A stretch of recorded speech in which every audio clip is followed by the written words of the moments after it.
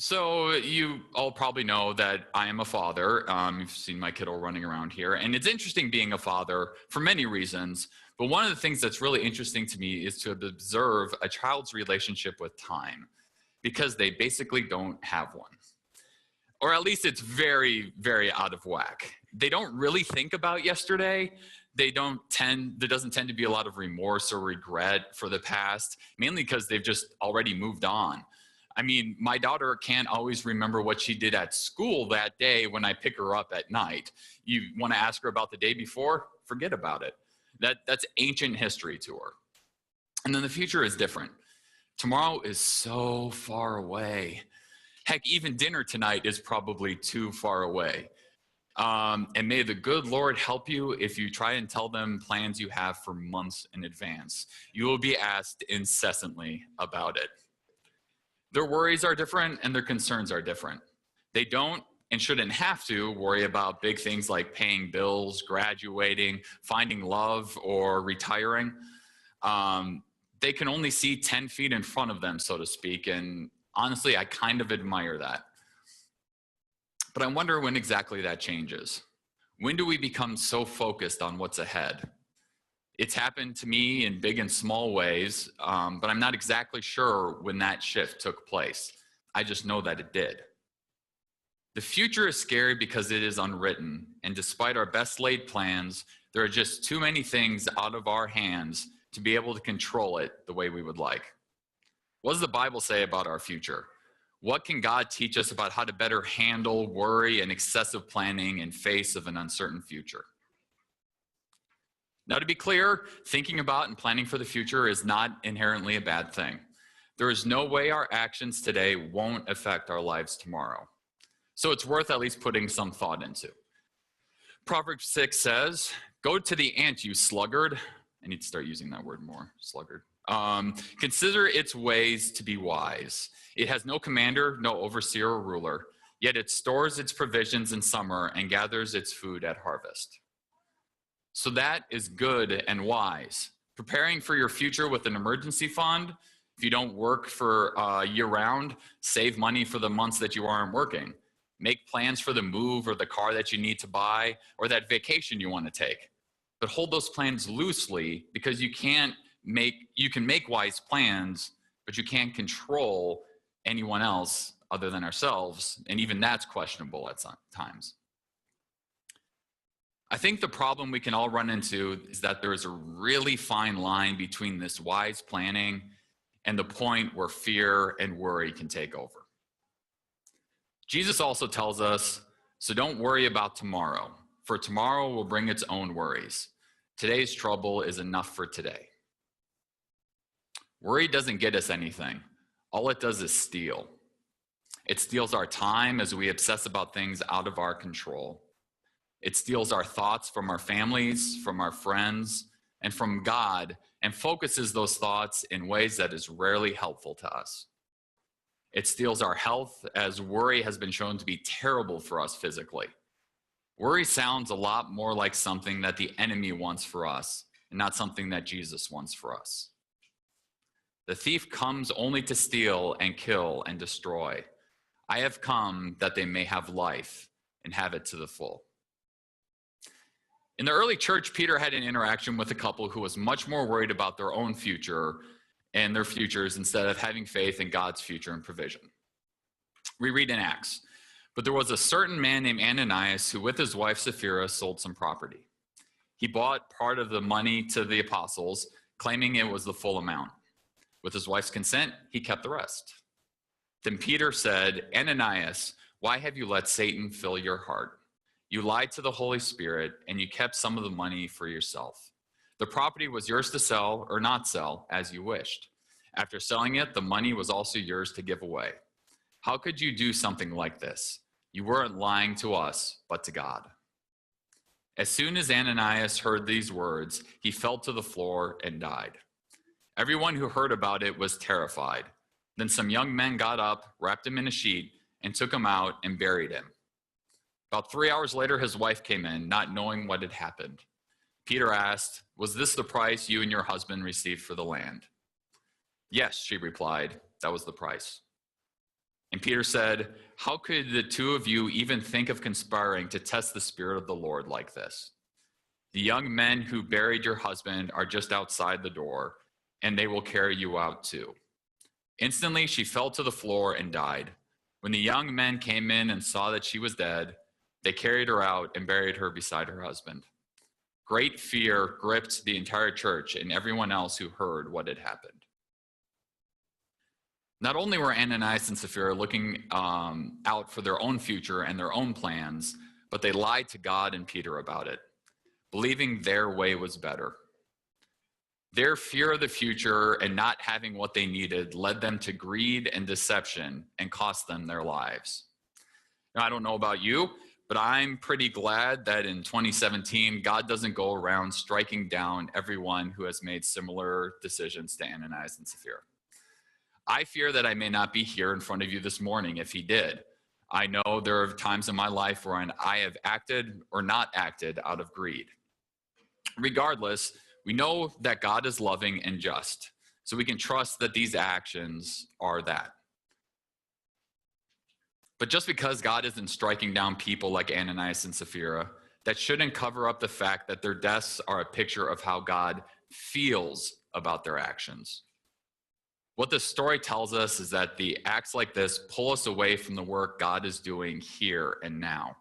It pulls us away from the eternal work God is doing, and that is a sort of death because we aren't aligning our concerns with God's concerns. We aren't trusting the way, his way of doing things. We're trusting ours.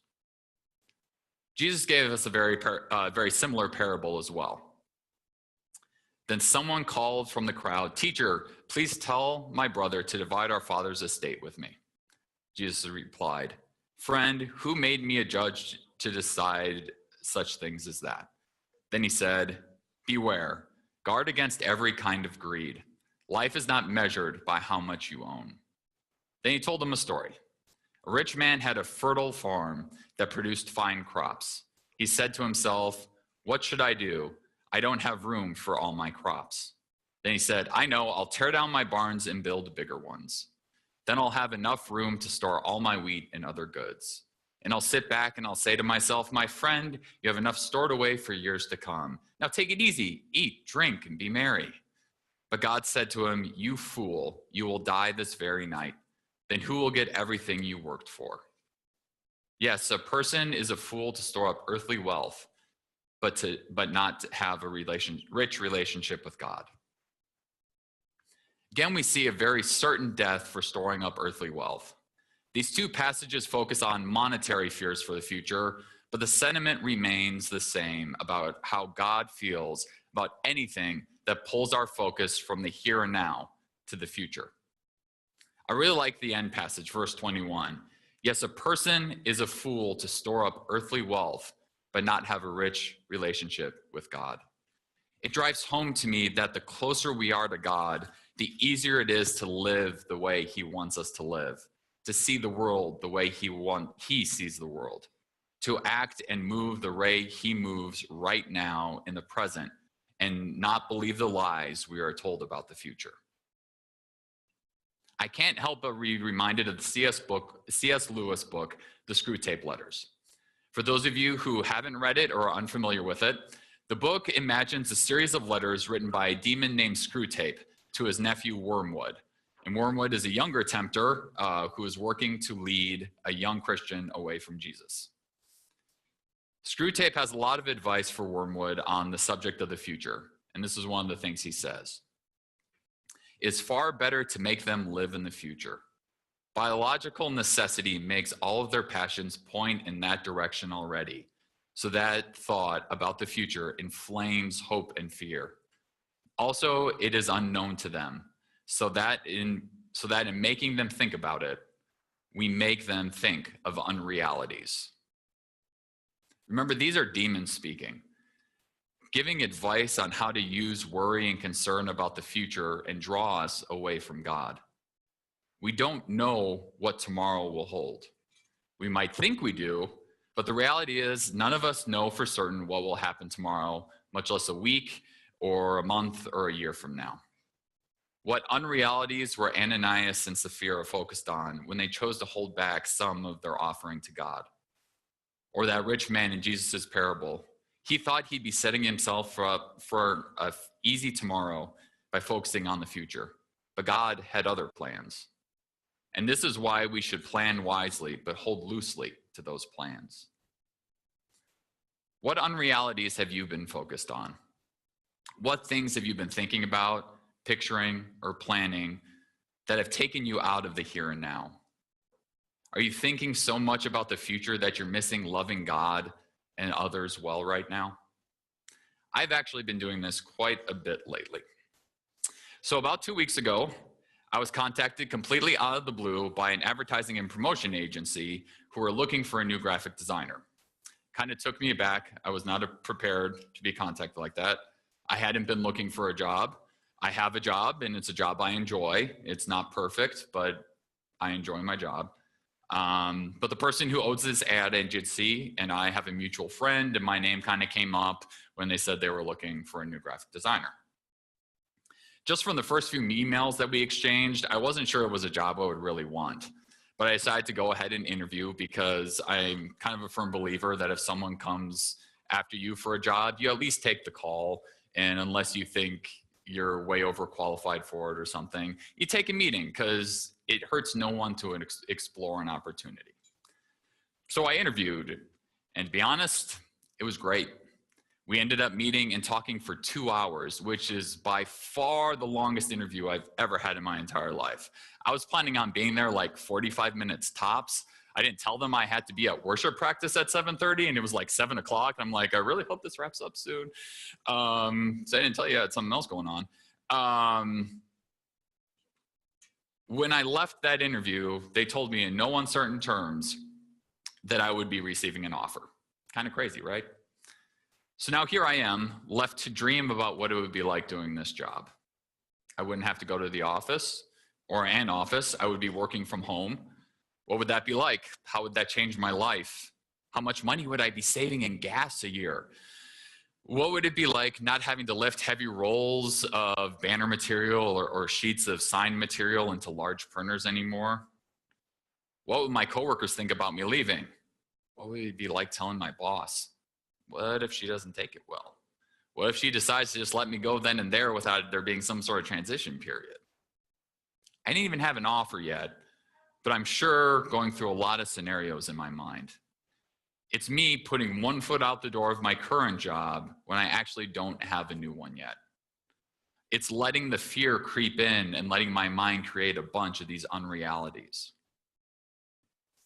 All of this is in my head and completely hypothetical at this point, and I'm literally losing sleep over it.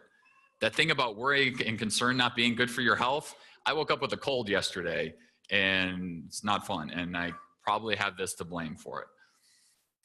I have been falling into the very trap C.S. Lewis talks about through Screwtape. The demon writes again, "We want a whole race perpetually in pursuit of the rainbow's end, never honest, nor kind, nor happy now, but always using as mere fuel wherewith to heap the altar of the future every real gift which is offered them in the present." Focusing on the future keeps us from focusing on the present. It keeps us from doing what we are supposed to do. It keeps us, and has been keeping me, from enjoying the joy and the blessings we are given right now. While I do have to prayerfully consider what God wants me to do regarding my job, I need to rejoice in the fact that I have a job, that God provides for me and so that I can provide for my family, that I get to go into a shop day in and day out and interact with people that don't know Jesus and hopefully be a little glimpse into how beautiful a life with God can be. But as I'm standing at my production table, trimming out signs, preoccupied with these what ifs, I'm missing the opportunity to be there and be present in their lives. Here's a thought that was kind of revolutionary to me when I came across it a couple weeks ago. The future will never come. Let that sink in for a moment. Think about that. The future will never come. The future will always be later. It'll always be later today or tomorrow or another time. It will never come. Screwtape talks about this truth and how to capture us in the longing that for something that never arrives. In a word, the future is, of all things, the least like eternity. It is the most completely temporal part of time, for the past is frozen and no longer flows, and the present is all lit up with eternal rays. Hence, nearly all vices are rooted in the future. Fear, avarice, lust, and ambition look ahead. There's no real Doc Brown somewhere. Time travel is impossible. We can't live in the past and we can't live in the future. Now is all we have. Now is what is real. Now is where we have joy. Now is where we meet and interact with the world. Now is when we can love people and serve God. Waiting for the future keeps us from acting in the present. Like C.S. Lewis says, the present is lit up with eternal rays, and that is the true beauty of the present. But how do we free ourselves from the grasp of a future that will never come? There are two things I think that we can remember and focus on when we're having trouble with this, and that'll give us a healthy perspective of the future and free us to focus on the present. First, as a follower of Jesus, remember, your long-term future is secure. We live in a promise that our faith in Jesus assures us a place in eternity with him. However, we rarely let that be the comfort to us that it should be. Of all the ifs, ands, buts, or whens we focus on, this is the one we should be most concerned with. And even then, once we've chosen to follow Jesus, there's no longer a reason to worry about it. But eternity could come tomorrow, 20 years from now, 80 years from now. Jesus could come back Wednesday, or any of us could be gone in a car wreck on our way home from church today. There are just no guarantees, and we are not meant to just wait for Jesus to come back or sit in anticipation of our demise. Remember, Jesus tells us that we can be part of the kingdom of heaven here on earth right now. I think that in part is what C.S. Lewis means when he's talking about the present being lit up in eternal rays. Though our eternal future is secure, we don't have to wait for that to experience it. If your thoughts are drifting to a hypothetical future on any given day during the course of a day, I challenge you to do something. First, stop what you're doing. Take a deep breath and say a prayer. It doesn't have to be long, but ask God to calm your soul. Ask him to help focus your mind from the here and now. Ask him to help you light up this moment and this day in eternal rays. Finally, thank him for his eternal purpose for us, and thank him for entrusting us with that great task of bringing that eternity to the people we come in contact with in our daily lives. I did this a lot this past week. Letting my mind wander to uncertain work future had made me distracted. It made me more irritable. It was taking joy out of my days. When I would stop and take even 10 seconds to say this quick prayer, it was amazing the peace I started to feel. I was able to better focus on my work. I was happier. I was more patient with my coworkers and with our customers. Some days I only had to say that prayer once or twice. Others, I felt like I was saying it every hour. But regardless of how many times I had to say it, the important thing is I was making the conscious decision not to live in the plethora of hypothetical future situations in my head.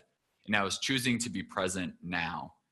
And most importantly, I was admitting to God that I was unable to do this without his help.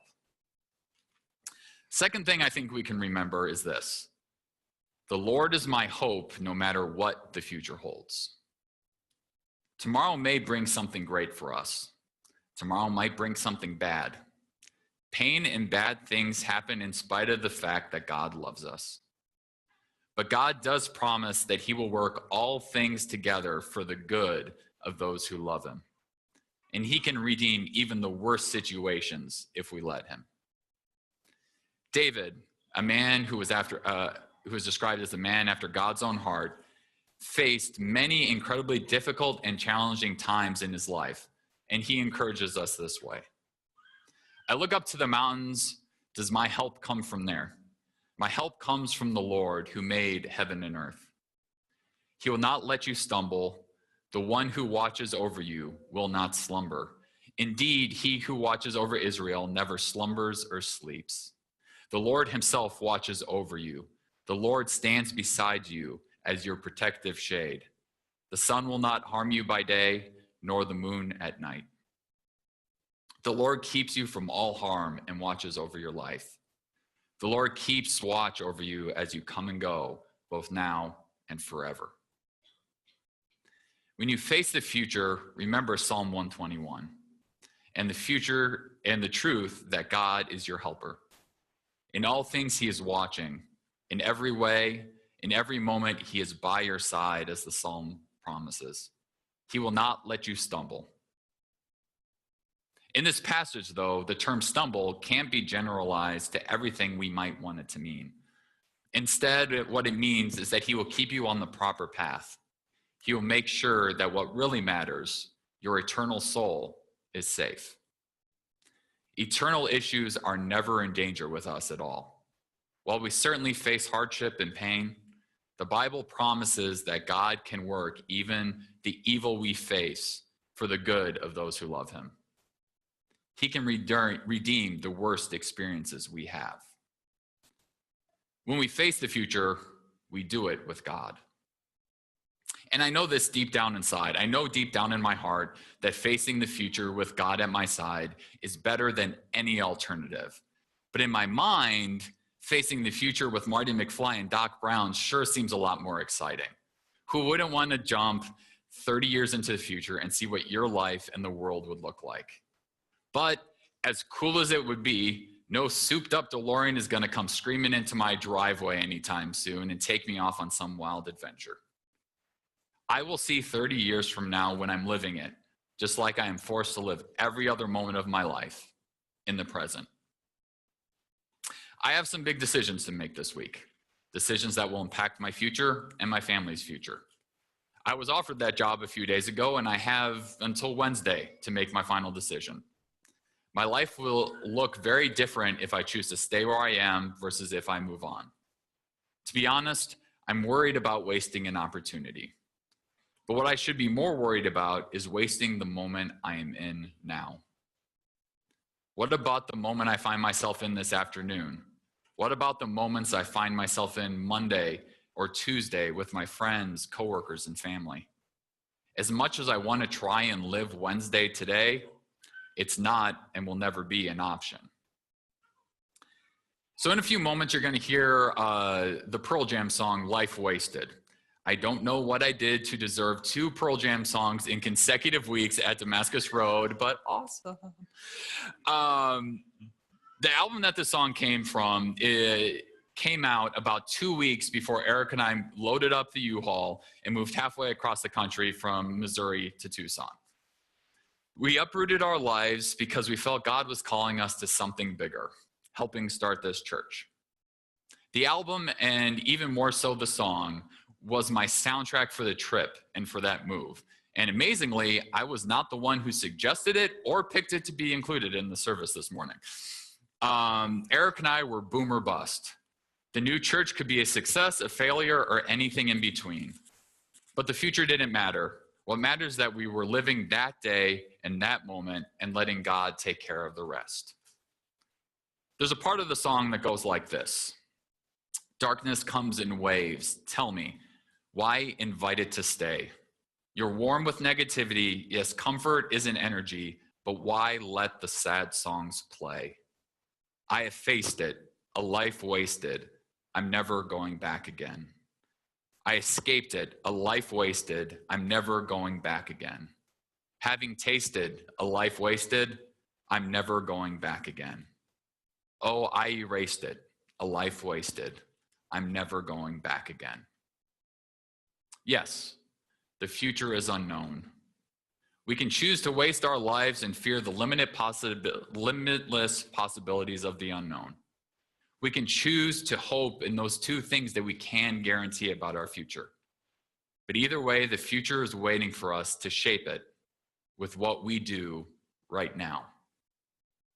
As we leave this morning, let us leave behind a life wasted in worry and fear about the future, and let's never go back again. Let's choose to rest in the joy of the now, the eternal rays of the present, and stop concerning ourselves with the future that will never come. Please pray with me. Dear Heavenly Father, I thank you for the eternal promises you give us for our future. I thank you for the fact that we can take joy and solace in knowing that no matter what tomorrow holds, that you promise we will be with you someday in eternity, Lord. I pray that you can help us free ourselves from that worry, from those concerns, about the what ifs, about the many scenarios of anything that could happen in the future. And that we're able to free ourselves to focus on today, focus on the moment, and that we can be you and be your kingdom here on earth now and light this place up with the eternal rays that you offer us. We love you and we thank you. We say this all in your name. Amen.